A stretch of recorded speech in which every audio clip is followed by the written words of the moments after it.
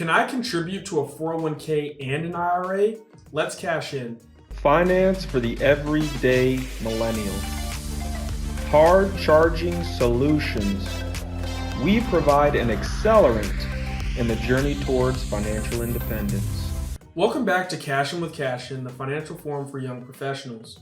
RINOs, let me ask you a question. How long do you plan to work? And how will you finance your life after your working days are done? The idea of retirement can often feel too far away for a lot of young professionals to even worry about. But that's backwards thinking. The exact right time to think about retirement is when you're still 20 or 30 or 40 years away from it. You've got time on your side right now, and that means your savings will have a long time to grow before you need it. By starting to save at a younger age, you also won't need to put away a ton of money every month. Let's look at the kinds of retirement savings vehicles that are out there and how you just may be able to get your hands on some free money. We'll start by talking about individual retirement accounts, or IRAs. Then we'll take a look at employer-sponsored retirement accounts like 401k plans. There are two types of personal accounts that you can use to save money for retirement. The first is called a traditional IRA. Traditional IRAs were originally pitched as a way to save for retirement and get a tax deduction at the same time. But there are a lot of hoops you have to jump through to get that tax deduction, and not everyone will even qualify for it. The rules are pretty detailed, but here are the essentials. First off, there's a limit to how much you can sock away into any kind of IRA in a tax year. For 2022, the limit is $6,000 for anyone 50 or under. Savers age 50 or over can add an additional $1,000 catch-up contribution for a total of $7,000 in a year. If your employer offers a retirement plan such as a 401k or 403b, then your contribution to a traditional IRA is fully deductible only if your modified adjusted gross income is $68,000 a year or less for single filers, or $109,000 a year or less for married filers. As your income rises, the tax deduction phases out. Single filers who earn $78,000 a year or more, or married filers whose combined income is $129,000 or more, lose the deduction completely. High income earners can still contribute to a traditional IRA, they just won't get any of the tax deduction benefits. You have to start taking minimum required distributions each year from your traditional IRA when you hit the age of 72. These withdrawals are taxed as regular income, so any small tax break you may get today could end up costing you much more in the decades ahead as the value of your IRA increases. And did I mention that if you need to withdraw money from your traditional IRA and you're less than 59 and a half years old, you'll not only pay income tax on that withdrawal, but you'll also be hit with a 10% penalty on the money you take out. That can add up to some serious cash. If those rules are starting to turn you off, you should know that there's an alternative.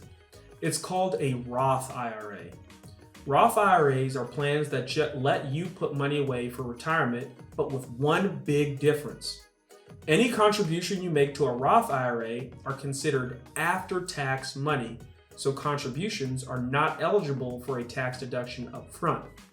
Paying the taxes on your Roth IRA up front brings a huge benefit because the earnings you make on the money invested in your Roth IRA are tax-free. So any qualified withdrawals you make are also tax-free. Roth IRAs have a few rules, but they're far less complex than the rules for traditional IRAs. First, your Roth IRA contribution limit is $6,000 per year if you're under age 50, or $7,000 a year for 50 plus, the same as a traditional IRA. Next, there's the 5-year rule.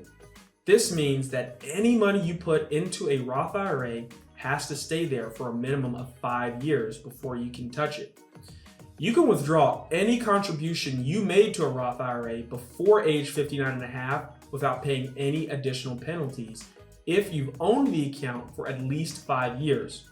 Please note that early withdrawals are limited to your contributions only. Pulling out interest earned on your contributions early can trigger taxes as well as a 10% withdrawal penalty. The ability to grow your money tax-free over a period of decades is the single best advantage of a Roth IRA.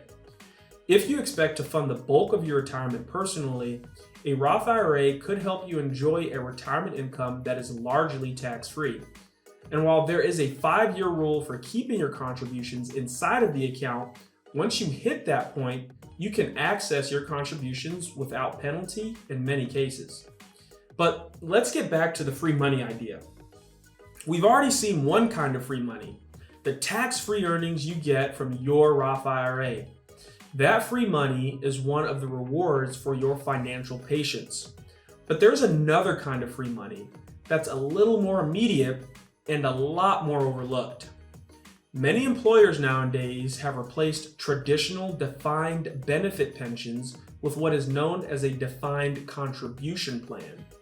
These plans are known by the tax codes that govern their usage. Private sector employers typically offer 401ks. Educational institutions may offer a 403b, and government agencies typically have a 457 plan. But whatever the name, the underlying idea is the same. Each type of plan allows employees to contribute money to their own retirement account, and employers may also offer to match employee contributions up to a certain point. An employer match for your savings is the easiest free money you'll ever get. So if you're not taking advantage of it, you're cheating yourself. Here's how they work. Employers match their employee contributions to their sponsored retirement plans at a specified rate. Let's say your employer offers a 1% match for every 1% you contribute, up to a maximum of 5%. If you contribute 5% of your salary to the retirement plan, then your employer will also contribute 1% times 5, or 5%, making your total retirement savings 10% per year. The employer match is your free money. This contribution, plus the earnings that grow from it, can substantially accelerate your retirement savings and help fund a secure financial future for you in retirement. So, how much should you save in your 401k each year? Ask a financial advisor and they'll tell you to save as much as you can. A good rule of thumb is to save at least enough to get your full employer match. Anything less is just leaving money on the table, and why would you do that? Now, there are a few aspects of employer-sponsored retirement programs you'll want to keep in mind.